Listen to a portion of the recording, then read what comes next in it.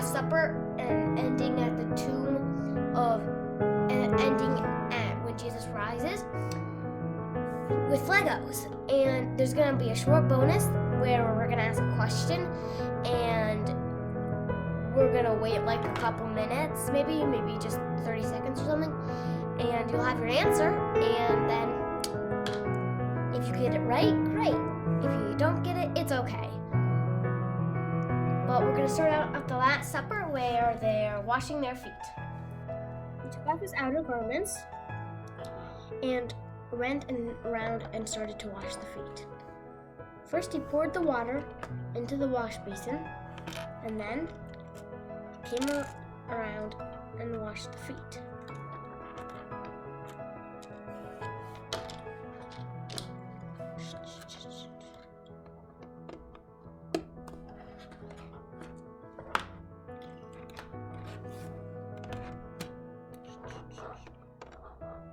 Jesus came to wash Simon Peter's feet.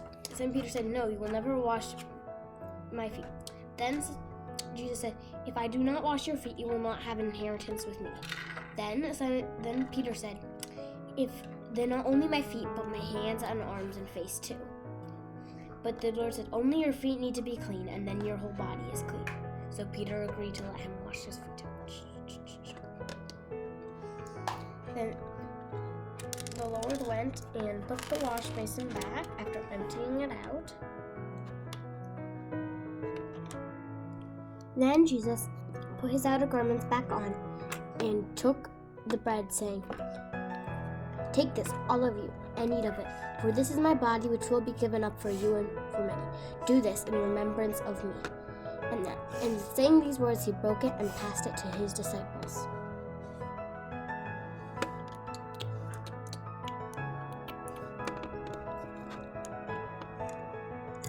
In a similar way, when supper was ended, he took the chalice and saying, Drink this, all of you.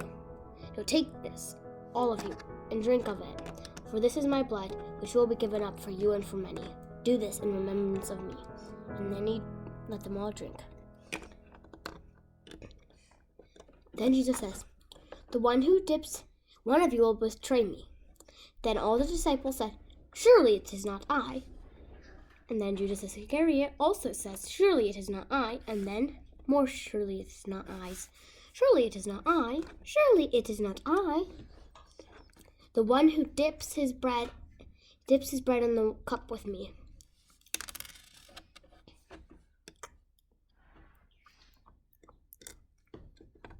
Then Jesus said, "I must go to the garden and pray. I'm going to take three of you. And Judas Iscariot left and went to go tell Pilate to arrest him.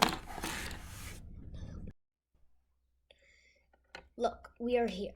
I'm going to go up to a little higher spot and pray. You wait here and watch." Jesus fell on his knees and began to pray. "Lord, make this cup pass over me, but not what I will, but what you will." His prayer was so intense that he sweated blood. Then he went down and said, "Are you asleep? Can you not watch for 1 hour? I'm going up there a second time. Watch." He went up and prayed the same words. "Lord, make this cup pass over me, but not what I will, but what that will." Again he went down and found his disciples sleeping. "Can you not watch? Watch while I go and pray for the last time." And then he prayed, saying the same words. "Lord, make this cup pass over me, but not what I will, but what that will. Wake up, my betrayers are at hand." Judas gives a signal to the soldiers. "The one who I kiss is the one who you shall arrest."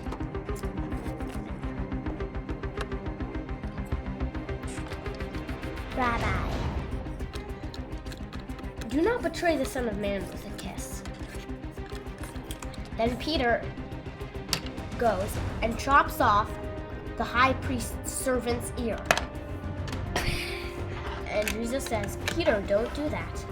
And Jesus comes and touches the ear, and it is healed.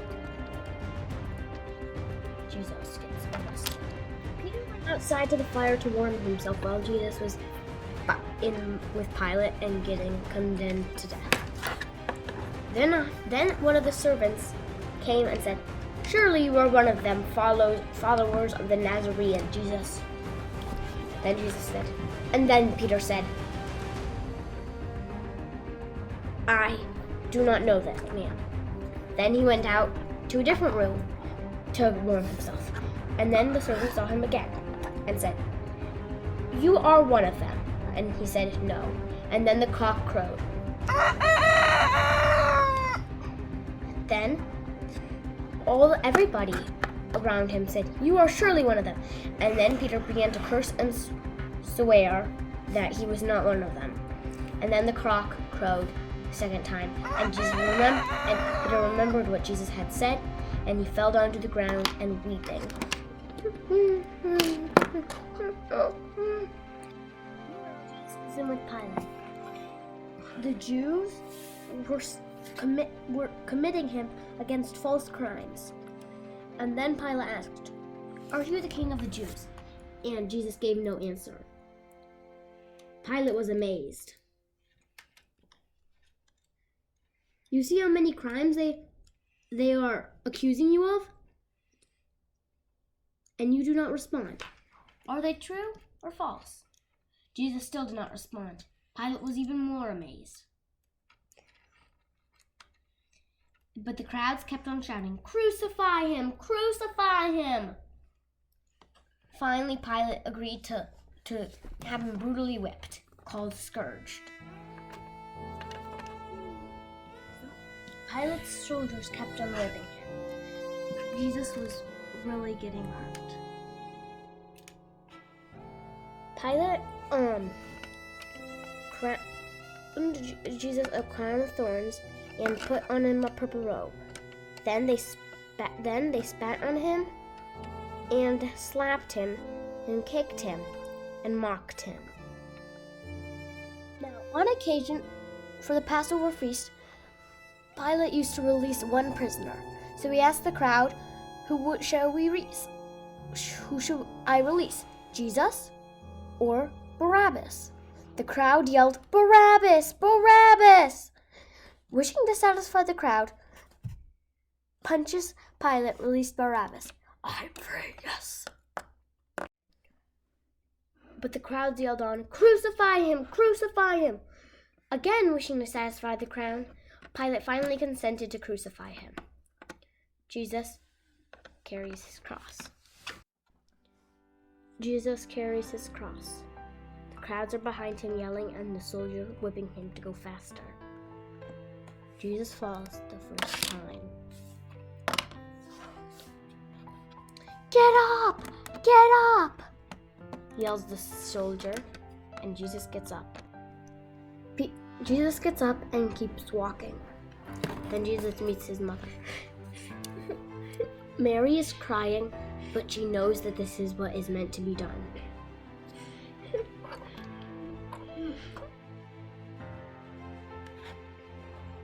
The cross is so heavy for Jesus that they took a nearby passer, Simon of Cyrene, to help carry his cross.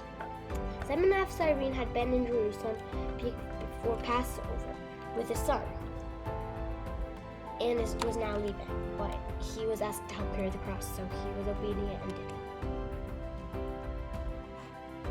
Jesus keeps going. Then he meets Veronica. Veronica, wishing to help, takes her veil and presses it against Jesus' face. Then there came out a mark. This is the blood.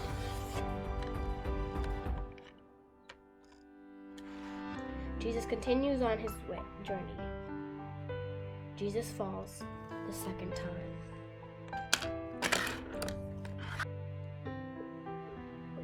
Jesus meets the women of Jerusalem. They are crying, but Jesus says, do not cry for me, but for yourself, your children, and your husbands.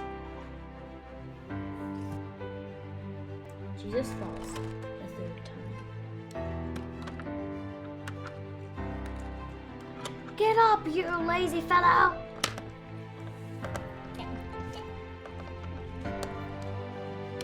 Jesus is stripped of his garments, and then they're cast out for logs.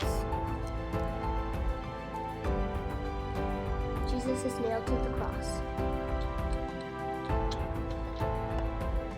Then they put up Jesus' cross, and the only people that are there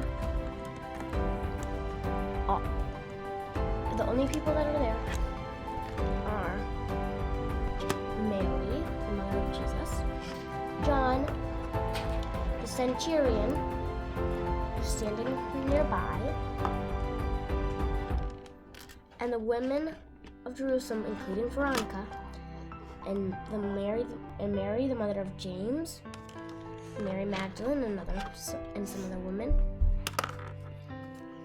are over here watching too and crying. These are some of Jesus' last words. Mother, behold your son. Son, behold your mother. And from that day forth, John took Mary into his home. Then he said, my God, why have you forsaken me? And then finally it was finished. Before all this, Jesus said, the robber on his right side said, ha, Messiah. You can save others, but not yourself. But the robber on his left said, we deserve this, but you do not.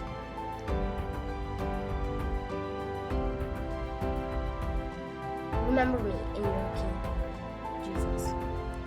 Amen, I say to you, you will be with me in paradise. At that moment, he bowed his head and died.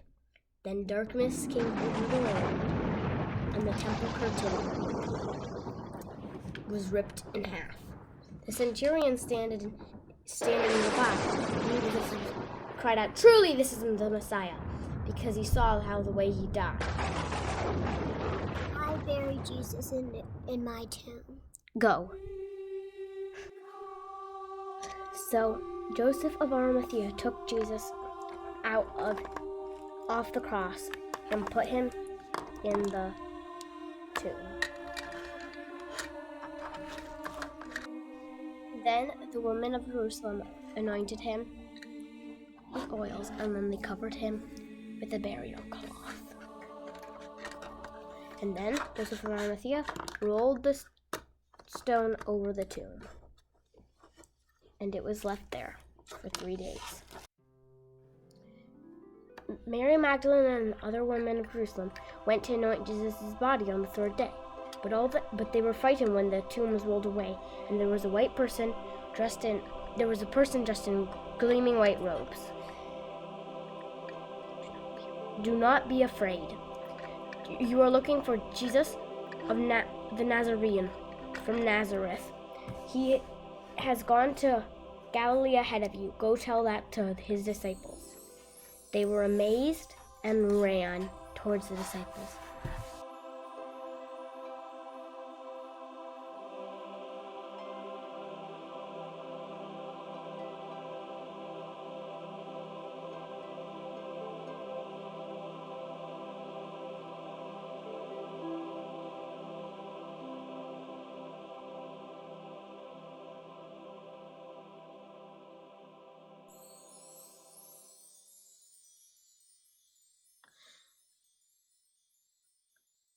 The bonus question is, which gospels have the wedding feast at Cana? I'm going to wait a little while you get your answer, and then we'll tell you the answer. And you can always pause it if it's not enough time.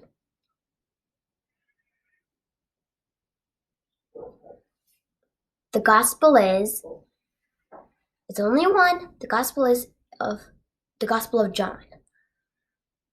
Yep. Bye.